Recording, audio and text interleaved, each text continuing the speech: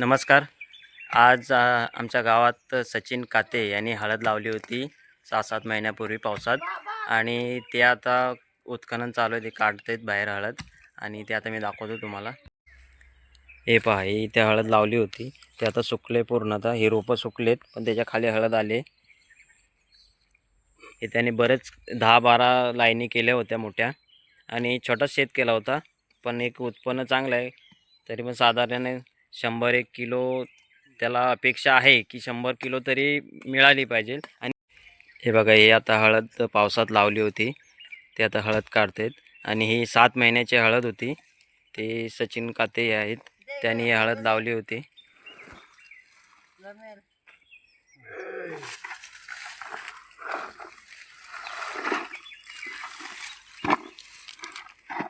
हे बघा, ही हळद 7 महिन्याची आहे. 8 महिन्याची. हे बघा, हे हळद आहे आणि हे चांगलं उत्पन्न मिळते त्यांना. हे आता थोडेच झाडं त्यांनी काढलेत. हे बघा इथे. दादा, ही हळद तू लावली होती पावसात, तर आता तू हे काढतोय हळद 6-7 महिने झाले असतील ना? तर हे कसं पीक आलंय म्हणजे तुझ्या अंदाजे? एक म्हसा तालुका हळदीमय करायचा विचार आमच्या कृषी अधिकारी, म्हसा तालुका कृषी अधिकारी शिंदे साहेब, हां, त्यांची एक संकल्पना होती की म्हसा तालुका हा हळदीमय करायचा. अच्छा.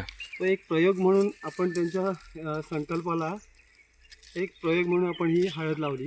फक्त एक प्रयोग म्हणून 10 किलो हळद मी कृषी खात्याकडून म्हणजे आपल्या कंपनीकडून घेतली. आणि आपण एक आता ही गावाकडे सगळे स्थलांतरित होत असले, गावाकडे लोक स्थलांतरित होत असल्या कारणाने ते स्थलांतर रोखण्याचं काम आपण थोड्याफार प्रमाणात कमी करू शकतो.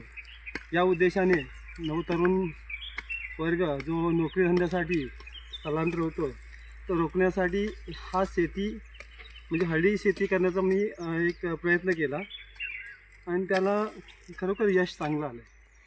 कारण 10 किलो हळदीमध्ये फक्त एवढाच पॅशेज, फक्त अर्धी आपली वळ ही काढली, त्याच्यामध्ये आपल्याला 17 किलो हळद मिळाली होती.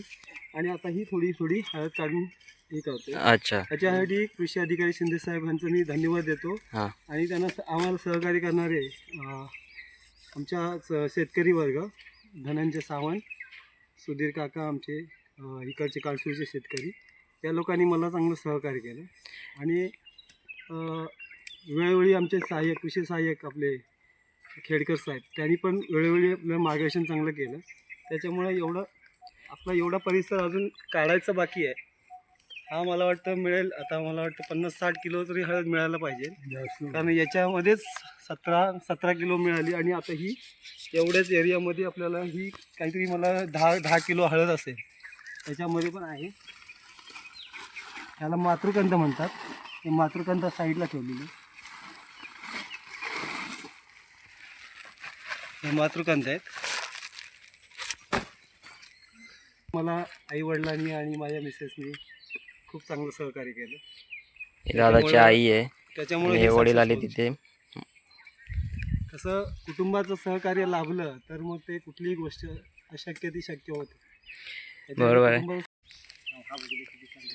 दादाने पूर्ण सेंद्रिय खत वापरून एकदम नैसर्गिक हळदीचं उत्पन्न घेतलेलं आहे आणि कुठलाही केमिकल वापरलेलं नाही आहे. मार्केटमध्ये बहुतेक भागातून काही केमिकल वस्तू येतात, त्यात हळद पण आहे. असं बघायला गेलं तर ते शेतीमध्ये जास्त मेहनतसुद्धा नाही आहे. तिला आपण म्हणजे जैविक शेती केली आहे, म्हणजे पूर्ण सेंद्रिय शेती केलेली आहे. याच्यामध्ये फक्त वापर केलेला आहे शेणखत, गोमूत्र याचाच फक्त मी वापर केलेला आहे. बाकी याच्यामध्ये रासायनिक खत पण वापरलेलं नाही. अच्छा, म्हणजे थोडासाच खत वापरून सेंद्रिय खत वापरलं आहे आणि पावसाचं पाणी आहे, तो पावसाच्या पाण्याने ते सगळं आलं. 7 महिन्याची ही आपली हळद प्रक्रिया होती. 7 महिन्यामध्ये ते उत्कृष्ट प्रमाणे आणि चांगल्या प्रकारे आली. हे बघा, ही हळद पूर्णतः पिवळी आहे आणि एकदम चांगली हळद आलेली आहे. हे बघा, हे असे कोंब येतात, त्याला 4-5 फाटे फुटतात त्याला, आणि एक चांगल्या प्रकारे त्याला यश मिळालं आहे आणि इथूनही पुढे तो उत्पन्न घेणार आहे. हे बघा, हे हळदीचं रोप आहे ना, ते आता सुकलं आहे, त्याच्यानंतर ते काढतात. हे बघा,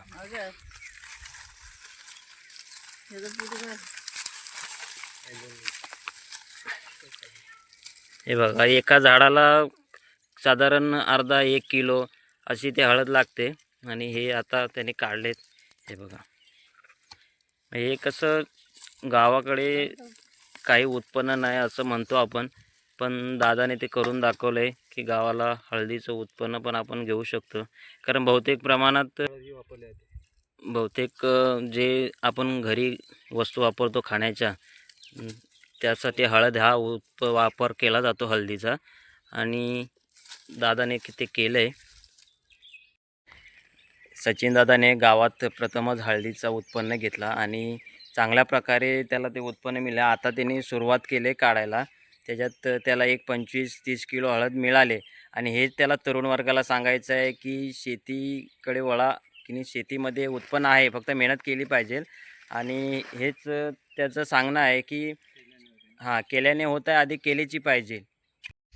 तुला काय सांगणं आहे की बाबा, आपण जी शेती करतो ती पूर्णतः नैसर्गिक सेंद्रिय खत वापरून केली पाहिजे, कारण केमिकलचा जास्त वापर होतोय. तर काय म्हणणं आहे तुझं? बरोबर आहे, नक्कीच. कारण आपण ही सेंद्रिय शेती करतोय. आपण आता आपल्या इकडे भात शेती, नाचणीवरी हे प्रामुख्याने हे पीक घेतलं जात होतं. पण त्या डुकरांचा, माकडांचा त्रास असल्यामुळं आपला शेतकरी वर्ग त्या क्षेत्रात वळत नाही. कारण तो आपल्याला जे उत्पन्न मिळायला पाहिजे तेवढं मिळत नाही. त्याच्यामुळं ह्याच्यावर एक सोल्युशन म्हणून आपण सर्चिंग केलं आणि सोल्युशन म्हणून ही हळद ही लागवड आपण केली. त्या हळद लागवडीला नाही गुरं खात, नाही माकडं त्रास देत, नाही डुकरं खात. त्याच्यामुळं ही हळद ही शेती आपल्याला प्राधान्य, म्हणजे आपण त्याला प्रामुख्याने प्राधान्य दिलं. अच्छा, फायद्याची झाली ती हळद आपल्याला. त्याच्यामध्ये ह्या हळदीमध्ये सेंद्रिय खत म्हणजे फक्त शेणखताचा वापर आणि गोमूत्राचा वापर करून ही शेती चांगली प्रकारे येऊ शकते, हे आपण सिद्ध केलेलं आहे. आणि ह्याच्यामध्ये आता मार्केटमध्ये जरी घेतलं तर ते केमिकलचा वापर, कलरचा वापर करून ती हळद आपल्याला जीवनावश्यक वस्तू असल्यामुळं ती आपल्याला खाण्याचं योग्य नसूनसुद्धा आपण ती घेतो. आणि ही जर आपण घेतली, आपण स्वतः शेती बनवली, थोडीफार का केली, आपल्या घरासाठी जरी केली तरी पण ती आपल्या शरीरासाठी चांगलं आहे. ही घरामध्ये पण आपण ती म्हणजे तिची प्रक्रिया करून आपण हळद पावडर बनवू शकतो किंवा तिची हळकुंड पण बनवू शकतो. तर दादा, तुझं काय म्हणणं आहे तरुण पिढीला, की शेती हे योग्य आहे की अयोग्य आहे, की नवीन पिढी जी आहे त्यांनी शेती केली पाहिजे की नाही? यापुढं शेती ही सर्वांनी सोडून दिलेली आहे आणि गाव पातळीवर रोजगार उपलब्ध नसल्यामुळं लोक स्थलांतरित होत आहेत. पण मला एवढंच म्हणायचं आहे की तरुण वर्गाने आता शेतीकडे वळायलाच पाहिजे. आपलं गाव जर टिकलं तर आपण ज्या ठिकाणी जातो, स्थलांतरित होतो, त्या ठिकाणी आपलं गाव नसतं. पण आपली जी माती आहे त्या मातीसाठी आपल्याला काहीतरी करावं लागेल. आणि आता शासनाने सुद्धा बऱ्याच गोष्टी अशा शेतकऱ्यांसाठी बऱ्याच अशा सुविधा आहेत आणि बऱ्याच योजना आणलेल्या आहेत. त्यांचा पुरेपूर वापर तरुण वर्गाने तरी करायला पाहिजे असं मला वाटतं. आणि जर शेती जर केलं त्याच्यामुळे उत्पन्न पण चांगलं आहे. आणि ती पारंपरिक शेती न करता आधुनिक पद्धतीने जे आपण शेती केली तर त्याला फळ पण चांगलं मिळेल. आणि आपण आंबा बागायत, आता कोकणामध्ये सर्रास आंबा, काजू या लागवड करतात. फक्त आपली लोक काय करतात की आंबा लागवड करतात, काजू लागवड करतात, पण ते एखाद्या व्यक्तीला विकून टाकतात. वर्षभर मेहनत करायची आणि एखाद्या व्यक्तीला तुटपुंजा पैशामुळे विकून टाकायची. ही पद्धत आपल्याकडे गाव पातळीवर चाललेली आहे. आणि मुंबईकर जे आहेत ते काय आपल्याकडे शेतीकडे येत नाही. त्यांना वाटतं की मुंबईचं शहरीकरण जे झालं आहे, पण आता गाव पातळीवर पण एवढ्या प्रक्रिया चालल्या आहेत आणि शेतीसाठी उपयुक्त हवामान पण आहे. फक्त आपल्याला मार्गदर्शन पाहिजे असेल तर म्हटलं आपण कृषी डिपार्टमेंटला, कृषी विभागाकडे आपण संपर्क साधला तर त्यांच्याकडून पण योग्य मार्गदर्शन मिळेल आणि शेतीसाठी पूरक गोष्टी आहेत त्याच्या पण माहिती मिळेल. आणि मला वाटतं ज्या आता आधुनिक पद्धतीने शेती करतात त्या तंत्रज्ञानाचा वापर करून आपण शेतीकडे वळायला पाहिजे.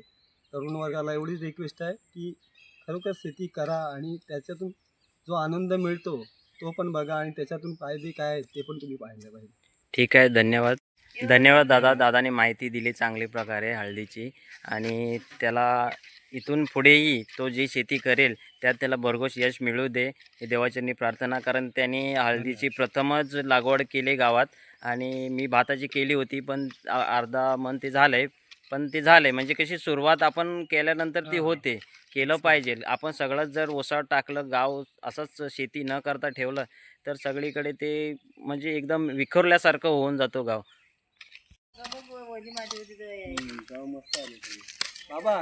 बाबा हळद काढतात. तसे नका. आता अजून 5-7 लाईनी बाकी आहेत, त्या पण काढून त्याला 100-1 किलो मिळेल अशी त्याला अपेक्षा आहे आणि ते मिळालंच पाहिजे. कारण त्यांनी ती मेहनत वगैरे केले. आपणही तरुण वर्ग ज्याला शेती करायची इच्छा आहे गावाकडे राहून आणि सुख शांती समाधान पाहिजे असेल तर त्यांनी नक्की शेतीकडे वळा. हळदीची मागणी मार्केटला भरपूर प्रमाणात आहे. सेंद्रिय खत वापरून तुम्ही हळदीचं उत्पन्न घेऊ शकता.